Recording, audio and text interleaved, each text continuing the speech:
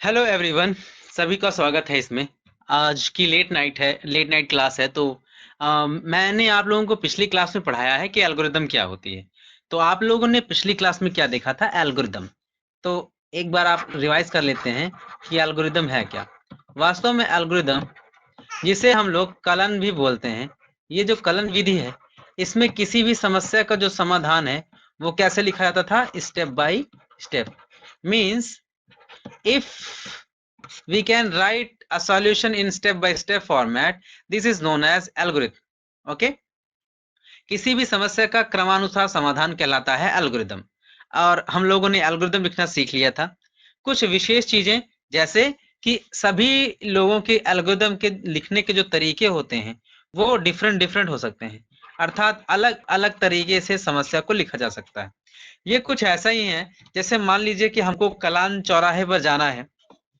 तो यहाँ पे अगर कलान चौराहा है तो हमारे विद्यालय से निकलकर वहां तक जाने का रास्ता दूसरा हो सकता है। हम ऐसे भी जा सकते हैं, सीधे होकर भी जा सकते हैं, ऐसे कई तरीके हैं। लेकिन लास्ट में हम कहाँ पहुंचेंगे? एकदम कलान के चौराहे पर, है ना।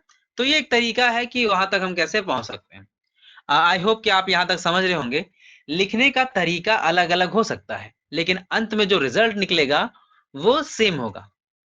हाँ, यहाँ पर एक बात ये आ सकती है कि सर कौन सा विच मेथड इज बेस्ट, कि कौन सा मेथड या कौन सा तरीका, कौन सा जो स्टाइल है या विधि है वो बेस्ट है। दरअसल बच्चों, वो एल्गोरिदम या वो तरीका बेस्ट माना जाता है जिसमें हम कम से कम क्या करते हैं? कम से कम स्टेप लिख कर, मतलब मिनिमम इनपुट दे करके मैक्सिमम आउटपुट प्राप्त कर पाए। देखिए, ये जीवन ही क्या, आप जीवन की किसी भी जगह पे इसको अप्लाई कर सकते हैं, इसको समझ सकते हैं। जहां पर भी हम मिनिमम इनपुट दे करके मैक्सिमम आउटपुट प्राप्त कर सकें, तो यही एक एक एक लास्ट क्राइटेरिया होता है एल्गोरिदम को लिखने का, कि मिनिमम हम इनपुट लिखें और उससे मैक्सिमम आउटपुट प्राप्त हो। लेकिन मिनिमम इनपुट लिखते समय हमें स्टेप्स को गायब करना नहीं होता है। तो आइए इसी के साथ आगे बढ़ते हैं और देखते हैं कि अगला सवाल कौन सा है, और उस अगले सवाल पर हम लोग कैसे अगले सवाल को कैसे हम लोग फ्लो चार्ट के माध्यम से समझते हैं। ओके, तो आइए शुरू करते हैं इसी के साथ। तो आज का जो हमारा सवाल है, वो सवाल है कि कैसे हम आयत के क्षेत्रफल के लिए फ्लो चार्ट बना सकते हैं। तो मान लीजिए हमारे पास क्या था? एक आयत था। ओके, आयत की ये लेंथ थी और ये क्या थी? ब्रेड्थ थी। तो इसी के अकॉर्डिंग हम क्या निकालते थे? एरिया निकालते थे। तो अगर हम किसी भी समस्या के लिए एल्गोरिदम लिख सकते हैं, तो हम उस समस्या का फ्लो चार्ट भी बना सकते हैं। फ्लो चार्ट के कुछ बेसिक चीजें हैं, जैसे फ्लो चार्ट में जो ये अंडाकार आकृति होती है वो क्या शो करती है? वो शो करती है स्टार्ट या स्टॉप। ओके, वो क्या शो करती है? स्टार्ट या स्टॉप। ओके, और एक आकृति होती है जिसे हम लोग बोलते हैं समांतर चतुर्भुज बोलते हैं। अब ये क्या करती है? समांतर चतुर्भुज क्या कार्य करती है? जो समांतर चतुर्भुज है वो क्या करेगी? समांतर चतुर्भुज के माध्यम से हम लोग इनपुट और आउटपुट को दिखाते हैं। किसको दिखाते हैं? इनपुट और आउटपुट को। ओके, हम अगर इनपुट दिखाएंगे तब भी समांतर चतुर्भुज का उपयोग करेंगे, और आउटपुट दिखाएंगे तो भी समांतर चतुर्भुज का उपयोग करेंगे। ठीक, और उसके बाद एक होता है आपका आयताकार। इसके बारे में तो आप जानते ही होंगे। जो आपका आयत होता है, ये आयत क्या करता है? ये प्रोसेसिंग को दिखाता है। इनपुट से आउटपुट में बदलने की जो क्रिया है वो दिखाई जाती है किसके द्वारा? आयताकार बॉक्स के द्वारा। इसको हम लोग प्रोसेसिंग भी बोलते हैं।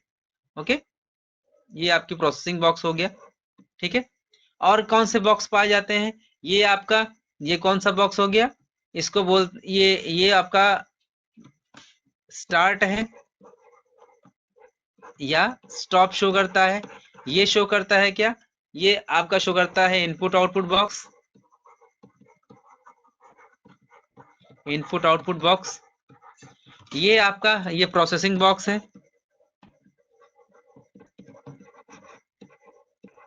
ओके, इसी प्रकार के बॉक्स होते हैं, एक को बोलते हैं डिसीजन बॉक्स। आई होप कि आप लोगों ने नाम सुन रखा होगा डिसीजन बॉक्स, जिसके द्वारा डिसीजन लिया जाता है। ठीक, ये डिसीजन बॉक्स है, इसको क्या बोलते हैं? डिसीजन बॉक्स बोलते हैं। इसका भी उपयोग हम लोग देखेंगे, डिसीजन बॉक्स है ये। और कौन से बॉक्स पाए जाते हैं? कुछ लाइंस होती हैं जिनको हम लोग बोलते हैं फ्लो लाइंस। क्या बोलते हैं? Flow lines. ये जो फ्लो लाइंस होती हैं कुछ ऐसे दिखाई जाती हैं, इस प्रकार प्रदर्शित की जाती हैं। ये प्रदर्शित क्या करते हैं? ये दरअसल किसी समस्या के समाधान के आगे बढ़ने की जो क्रिया है, समस्या के समाधान की दिशा को व्यक्त करते हैं। ये आगे की दिशा, ये दाएं की ओर, नीचे की ओर, ये दाएं की ओर, ये बाएं की ओर, ये ऊपर की ओर। जब फ्लो चार्ट बड़ा हो जाता है तो हम इनका सबका उपयोग करते हैं। जब फ्लो चार्ट बड़ा होगा तो हम आपको दिखाएंगे।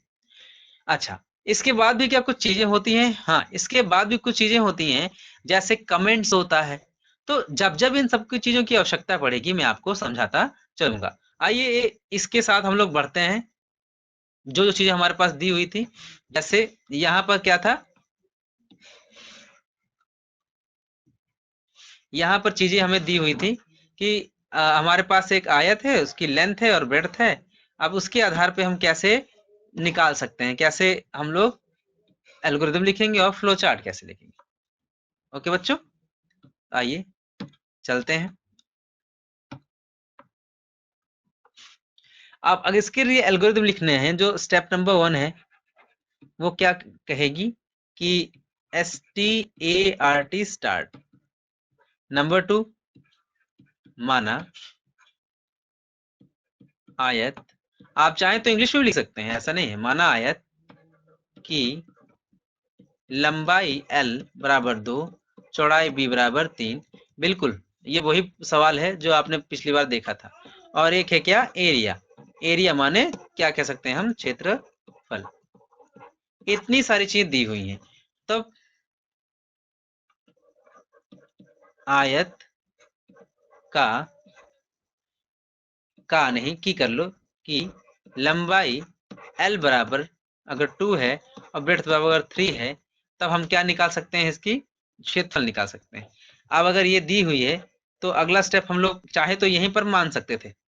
आप चाहें तो यहीं पर एरिया निकाल सकते हैं। आयत का क्षेत्रफल बराबर एरिया बराबर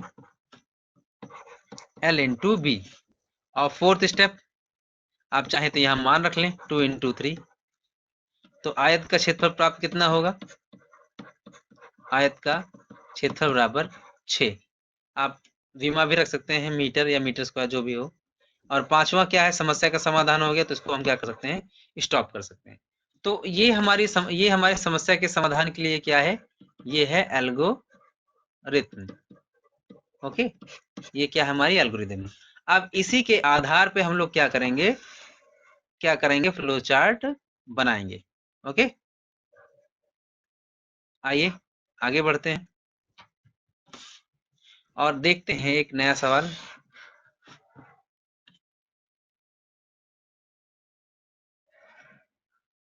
कैसे हम लोग फ्लो चार्ट बनाते हैं। मैं इसी चित्र को साइड पर रख लेता हूं ताकि आप लोगों को ध्यान में रहे कि इसी के लिए बनाया गया है।